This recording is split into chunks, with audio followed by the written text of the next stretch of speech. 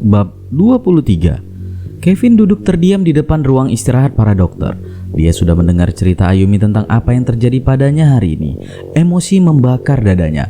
Dia tidak menyangka Erik, pria yang dia percaya bisa menjaga adiknya itu, ternyata punya pemikiran yang sangat dangkal. Dirinya lah yang paling tahu dan menjadi saksi bagaimana menderitanya Ayumi selama 3 tahun terakhir ini. Berpisah dari pria itu sampai akhirnya hati gadis itu membeku dan tertutup bagi setiap pria yang mencoba mendekatinya. Dia bisa saja sekarang juga mendatangi Erik dan menjelaskan tentang apa yang sebenarnya terjadi. Tapi tidak, ia tidak akan begitu saja memberitahu status hubungan dirinya dan Ayumi yang sebenarnya kepada pria itu. Pertama, dia akan membuat Erik menderita karena penasaran tentang hubungan mereka, sampai akhirnya pria itu akan jatuh dalam lubang penyesalan yang terdalam karena kesalahannya sendiri. Kevin menarik napas panjang. Sosoknya yang memakai topi menutup bagian atas wajahnya dan masker menutup bagian bawahnya menarik perhatian para perawat dan dokter yang lewat. Sekarang ia memang harus lebih berhati-hati mengingat tadi siang ia dengan ceroboh mengajak Ayumi makan siang bersama di tempat terbuka. Dan hasilnya adalah saat ini foto mereka berdua sudah beredar di dunia maya dan menjadi skandal pertama dirinya. Berita yang beredar di internet bisa saja dipatahkan dengan mudah seandainya ia memberitahu dunia tentang hubungan mereka berdua. Tapi itu bukan solusi terbaik bagi gadis itu, karena ketika dunia mengetahui siapa Ayumi yang sebenarnya, maka gerak-geriknya akan menjadi sorotan seluruh negeri. Privasinya akan hilang seperti halnya dirinya, dan Kevin tidak ingin hal itu terjadi pada Ayumi.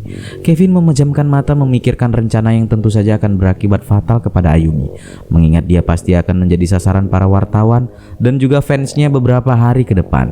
Ia tentu saja akan menjadi tameng dan juga pelindung bagi adiknya itu, tapi ia tidak akan selalu ada di sana untuk menjaganya. Kevin membuang nafas berat mengingat kondisi mereka saat ini. Apa ia terlalu egois dengan membiarkan hal ini terjadi? Aku sudah siap. Kevin mengangkat wajahnya dan menatap Ayumi yang sudah berganti pakaian. Ia terlihat seperti anak muda lainnya ketika menanggalkan jas putihnya, hanya mengenakan skinny jeans, kaos dan kardigan panjang. Ia kembali terlihat seperti mahasiswi UBC yang Kevin kenal. Ada yang salah dengan pakaianku? Ayumi menunduk melihat penampilannya. Tidak, kau hanya mengingatkanku pada seseorang, jawab Kevin sambil bangkit dari duduknya. Siapa? Rekan kerjaku sewaktu aku masih menjadi pelayan kafe di Vancouver. Ayumi tersenyum mendengar jawaban pria dengan lesung pipi itu. Pasti dia gadis yang sangat cantik. Dia tidak begitu cantik dan juga badannya kurus seperti papan. Tidak seksi sama sekali. Yah, protes Ayumi sambil tertawa. Omo, kau sudah bisa membentakku sekarang? Kevin tertawa mendengar Ayumi membentaknya dan setelah mendengar tawa gadis itu, ia sudah mengambil keputusan untuk saat ini yang harus ia lakukan adalah membuat Ayumi tertawa.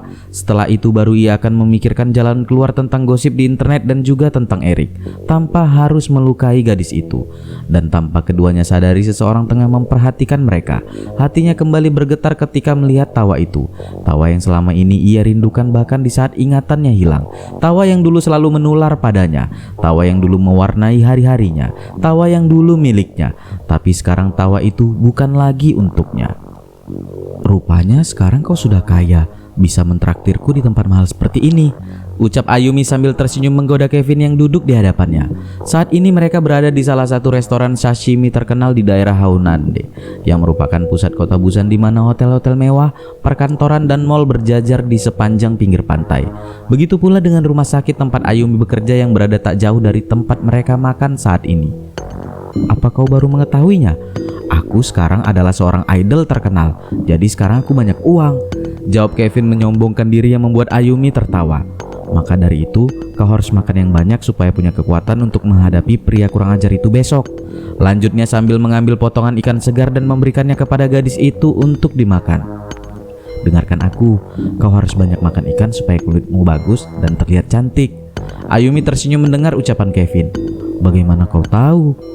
Ya, apa kau tidak tahu pria Busan terkenal karena ketampanannya, seperti Yonghwa, Jongyun, Choi Kevin, Kevin Choi, dan Choi Yongjung. Itu karena kami suka makan ikan. Ayumi tertawa mengingat 3 dari 5 nama yang disebut pria di hadapannya adalah dirinya sendiri. Baiklah, kalau begitu aku akan banyak makan ikan, jawab Ayumi sambil kembali memakan hidangannya di depan. Bagus, ucap Kevin penuh kemenangan. Ayumi, mulai sekarang kau harus tampil cantik. Luangkan sedikit waktumu untuk pergi ke salon atau ke spa. Ubah gaya pakaianmu menjadi sedikit lebih anggun. Kevin menatap Ayumi dengan serius sebelum melanjutkan kembali ucapnya. Tunjukkan padanya kalau kau baik-baik saja setelah dia mencampakkanmu. Buat dia menyesal karena telah mengkhianatimu. Itu sudah terlambat. Dia telah bertunangan dan aku tak mau mengambil tunangan orang lain. Tidak, kau tidak perlu mengambil tunangan orang lain. Kau berubah bukan untuk itu, tapi berubahlah untuk kepentinganmu sendiri. Kevin menarik napas panjang. Ayumi, aku paling tahu bagaimana menderitanya dirimu selama ini karena masalah ibu dan juga pria itu. Sekarang saatnya kamu untuk terus melangkah. Saatnya kamu menemukan kebahagiaanmu sendiri. Saatnya kamu untuk membuka diri dan hatimu untuk pria lain. Ayumi terdiam mendengar ucapan Kevin. Lidahnya ingin membantah, tapi hati kecilnya membenarkan semua ucapan pria itu. Sudah cukup ia menderita selama ini, ditinggalkan ibunya dan sekarang kekasihnya yang berkhianat. Ia bahkan seolah tak memiliki waktu untuk dirinya sendiri. Apa aku bisa? Apa aku tak akan dikhianati lagi? Tanya Ayumi sambil menatap Kevin dengan sorot mata sedih. Kita tidak tahu apa yang menanti kita di depan, tapi untuk sekarang kau tidak perlu menjalin hubungan yang serius. Maksudku, kau masih muda, carilah teman yang banyak, bertemanlah dengan siapa saja yang kau inginkan, bersenang-senanglah dengan mereka, pergi makan, berbelanja, atau berlibur bersama teman-temanmu. Kita hidup hanya sekali, dan jangan sia-siakan itu dengan hanya berkubang di dalam kesedihan. Ayumi terdiam beberapa saat merenungi ucapan Kevin yang lagi-lagi memang benar. Selama ini ia terlalu sibuk kuliah dan bekerja untuk menghidupinya selama tinggal di Kanada. Dan sekarang ia terlalu sibuk dengan pekerjaan dan larut dalam kesedihan karena seorang pria. Kevin benar, ia nyaris tidak memiliki waktu untuk dirinya bersenang-senang. Apa kau paham? Aku mengatakan ini karena aku peduli padamu. Aku ingin melihatmu bahagia. Lanjut Kevin yang dijawab Ayumi dengan anggukan sambil kembali memasukkan potongan abalon segar ke dalam mulutnya. Bagus, sekarang habiskan makananmu. Aku akan mengajakmu ke suatu tempat.